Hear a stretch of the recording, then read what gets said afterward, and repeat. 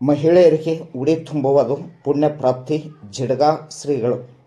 ಹೌದು ವೀಕ್ಷಕರೇ, ಇಂಡಿ ತಾಲೂಕಿನ ಸುಕ್ಷೇತ್ರ ಲಚ್ಚಾಣ ಗ್ರಾಮದ ಶ್ರೀ ಸಿದ್ಧಲಿಂಗ ಮಹಾರಾಜರ ಮಠದಲ್ಲಿ ಸದ್ಗುರು ಶ್ರೀ ಸಿದ್ಧಲಿಂಗ ಮಹಾರಾಜರ ಕರ್ತೃ ಗದ್ದಿಗೆಗೆ ಲಕ್ಷ ಬಿಲ್ವಾರ್ಚನೆ ಹಾಗೂ ಧರ್ಮಸಭೆ ಮತ್ತು ಮುತ್ತೈದರಿಗೆ ಉಡಿ ತುಂಬುವ ಕಾರ್ಯಕ್ರಮವನ್ನು ಮುಗಳಖೋಡದ ಡಾಕ್ಟರ್ ಮುರುಘರಾಜೇಂದ್ರ ಮಹಾಸ್ವಾಮಿಗಳು ಜ್ಯೋತಿ ಬೆಳಗಿಸುವ ಮೂಲಕ ಚಾಲನೆ ನೀಡಿ ಆಶೀರ್ವಚನ ನೀಡಿ ಮಾತನಾಡಿದರು.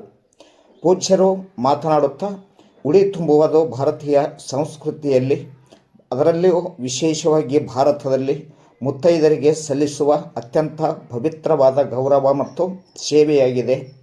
ಇಂತಹ ಧಾರ್ಮಿಕ ಆಚರಣೆಯಿಂದ ಪುಣ್ಯ ಲಭಿಸುತ್ತದೆ.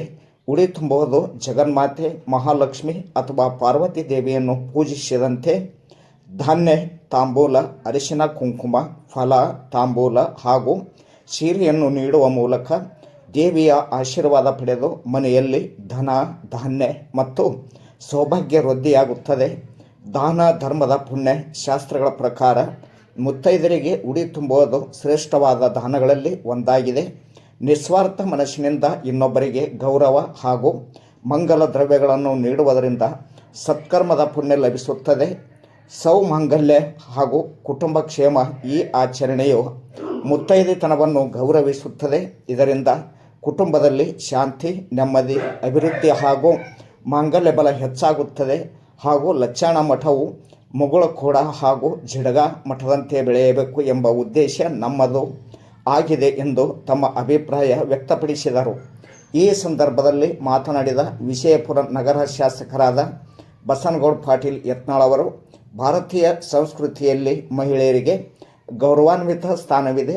ಪ್ರಾಚೀನ ವೇದ ಕಾಲದಿಂದ ಹಿಡಿದು ಇಂದಿನ ಆಧುನಿಕ ಯುಗದವರೆಗೂ ಭಾರತದ ನಾರಿಯರ ಪಾತ್ರ ಮತ್ತು ಕೊಡುಗೆ ಅಪಾರ. ಹಾಗೂ ಬಂಧನದ ಉತ್ತರಾಧಿಕಾರಿ ಆಯ್ಕೆ ಭಕ್ತರ ಹಾಗೂ ಮುಗಳಖೋಡದ ಪೂಜ್ಯರ ದಿವ್ಯ ಸಾನ್ನಿಧ್ಯದಲ್ಲಿ ನಡೆಯಬೇಕು. ಅದಕ್ಕೆ ನಾನು ಬದ್ಧ ಎಂದು ಹೇಳಿದರು. ಈ ಕಾರ್ಯಕ್ರಮದಲ್ಲಿ ಶಿವಾನಂದ ಮಹಾಸ್ವಾಮಿಗಳು, ಕುಷ್ಟಗಿ ಮಹಾಂತ ಸ್ವಾಮಿಗಳು, ಅಭಿನವ ಸಿದ್ಧಲಿಂಗ ಪೂಜ್ಯರು, ಶಿರ್ಷಾಡದ ಅಭಿನವ ಮುರುಗೇಂದ್ರ ಮಹಾಶ್ರೀಗಳು, ಅಭಿನವ ಬಸವ ಮೃತ್ಯುಂಜಯ ಪೂಜ್ಯರು, ಮರಳು ಸಿದ್ದೇಶ್ವರ ಪೂಜ್ಯರು, ಮಾತೋಶ್ರೀ ಸುಗಲಮ್ಮ ಬಸಯ್ಯ ಸ್ವಾಮಿಗಳು, ರೈತ ಹೋರಾಟಗಾರರಾದ ಶಶಿಕಾಂತ್ ಗುರೂಜಿ, ಸಿಂದಗಿ ಶಾಸಕರಾದ ಅಶೋಕ್ ಮನಗುಳಿ, ಪತ್ನಿ ನಾಗರತ್ನ ಮನಗುಳಿ, ದಯಾಸಾಗರ್ ಪಾಟೀಲ್, ಕಾಸರಗೋಡು ಬಿರಾದಾರ್ ಸೇರಿದಂತೆ ಅನೇಕರು ಉಪಸ್ಥಿತರಿದ್ದರು. ಕರ್ನಾಟಕ, ಮಹಾರಾಷ್ಟ್ರ, ತೆಲಂಗಾಣ, ಗೋವಾ, ಆಂಧ್ರ ಪ್ರದೇಶ ಸೇರಿದಂತೆ ಅನೇಕ ಭಕ್ತ ಸಮೂಹ ಉಪಸ್ಥಿತರಿದ್ದರು. ಹಾಗಾದರೆ ವೀಕ್ಷಕರೇ, ಉಡಿ ತುಂಬುವ ಕಾರ್ಯಕ್ರಮ ಯಾವ ರೀತಿಯಾಗಿ ನೆರವೇರಿದೆ, ಯಾರೋ ಶ್ರೀಗಳು ಮತ್ತು ಶಾಸಕರು ಏನು ಮಾತನಾಡಿದ್ದಾರೆ, ನಾವು ನೀವು ಕೂಡಿ ಇನ್ನೊಮ್ಮೆ ನೋಡೋಣ ಬನ್ನಿ.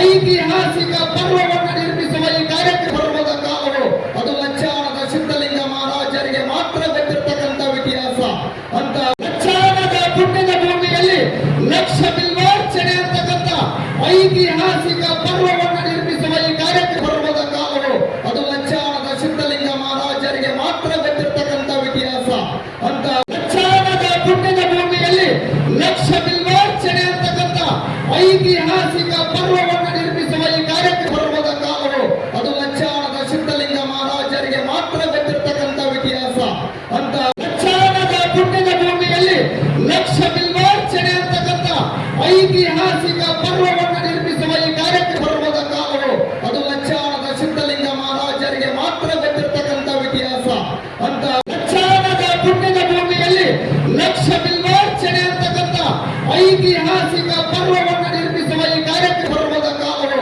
ಅದು ಲಚ್ಚಾಣದ ಸಿದ್ಧಲಿಂಗ ಮಹಾರಾಜರಿಗೆ ಮಾತ್ರ ಗೊತ್ತಿರತಕ್ಕಂಥ ಇತಿಹಾಸ ಅಂತ. ಕರ್ತೃಗದ್ದಿಗೆ ಅನಂತಕೋಟಿ ಪ್ರಣಾಮಗಳನ್ನು ಸಮರ್ಪಿಸ್ತಾ ಎಲ್ಲಾ ಲಿಂಗ ಪ್ರಭುಗಳನ್ನ ಮನ್ಮಾರಾಜ ನಿರಂಜನ ಪ್ರಣವ ಸ್ವರೂಪಿ ಷಡಕ್ಷರಿ ಶಿವಯೋಗಿ ಧರ್ಮ ಸಂರಕ್ಷಣೆಯ ಪ್ರವರ್ತಕರಾದ ಶ್ರೀ ಬಸನಗೌಡ ಪಾಟೀಲ್ ಯತ್ನಾಳ್ ಇವತ್ತಿನ ಕಾರ್ಯಕ್ರಮ ಉದ್ದೇಶಿಸಿ ಮಾತಾಡ್ತಾ ಇದ್ದಾರೆ. ಆಮೇಲೆ ನಮ್ಮ ಲಕ್ಷಣ ಶಿಕ್ಷಣದ ಮಹಾತಪಸ್ವಿಗಳು ನಡೆದಾಡುವ ದೇವರೆಂದೇ ಅತ್ಯಂತ ಪವಿತ್ರ ಕ್ಷೇತ್ರವಾದಂತಹ ಲಕ್ಷಣ ಗ್ರಾಮದಲ್ಲಿ